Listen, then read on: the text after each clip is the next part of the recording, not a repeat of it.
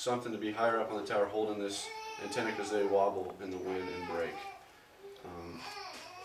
So there's the only kind of antenna like that that's 360 degrees. The only other kind of antenna is directional. The first type of directional I want to tell you about is a microwave dish.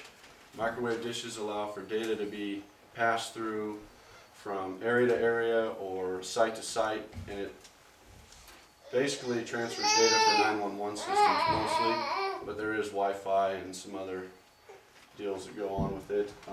An example of what they do is, like Day Wireless has a company called XO out in Beaverton, which will shoot a dish up to another tower, and that tower will then send a dish down to our headquarters, allow us to have, that company to have internet to provide to customers, along with intranet inside our company.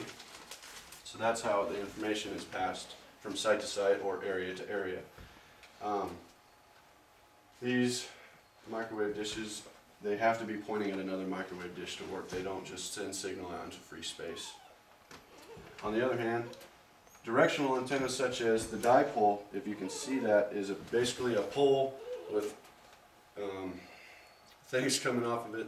They're usually in an oval position, and they shoot a signal straight out. They do not need to point at another antenna to be working. And these allow for also radios, two-way radios to be working. The other directional antenna is kind of like the microwave dish. It's like your standard TV antenna on top of your house. It has to be pointing at a satellite or another antenna to be working. So that's what you got for antennas. That's the most common. The only other one is the cell antenna, which will send out a signal into free space, and your antenna will pick that up and send it back to the tower. Usually those antennas will only be able to shoot out about 5 to 10 miles in a downward tilt. So lastly, I want to tell you about climbing and positioning. The first thing you need to have to climb is a harness. A harness basically consists of 2 leg straps that come up through here, a belt strap or waist belt that you can tighten up, and 2 shoulder straps that will connect at the chest. The last part of just a regular harness is having a butt pad. This allows for comfort. Not all harnesses have it, but it also helps in productivity if you're comfortable. The second thing that you have to have is your lanyards. The most important is lifelines. These have to be hooked off at all times to a tower that has a fall rating of 5,000 pounds. If somebody from OSHA asks you if it's 5,000 pounds and you don't know, you say that you don't know, but it's an engineered system and allows a lifeline to be hooked to it. The other part of positioning is a chain. We call it a chain positioner. 2 things you can do is hook this piece to something and lean back, or you can wrap your chain around it and lean back. The last positioner that there is a rope lanyard. Rope lanyards are adjustable. They can be shortened or lengthened. The new ones are a lot easier than these old school ones, but they work. If you're going to hang from something and not put your feet on something, this is what you would use. So if you're hanging in your harness, this is the type of position you would use. The last thing that you need to climb a tower is your basic tools. Basic tools consist of channel locks, which usually come in handy if you drop your crescent wrenches, but you always need to carry a small and large crescent wrench.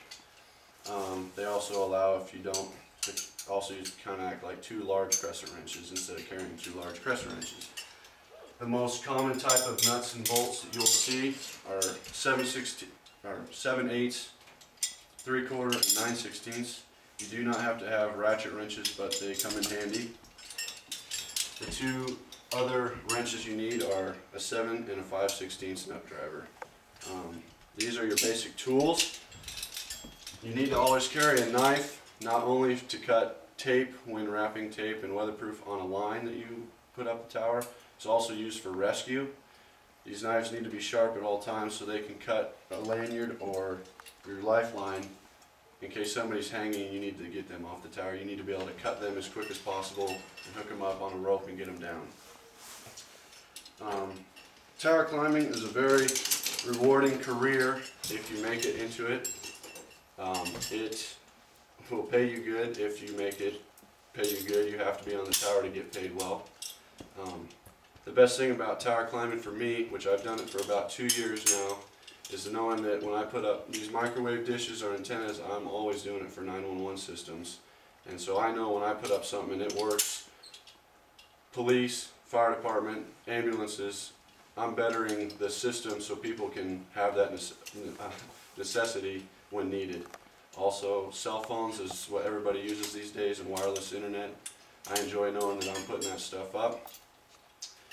I hope that you guys know a little bit more about these towers and antennas and why they're out there now, and what's going on when you see a guy hanging from these metal structures. Thank you.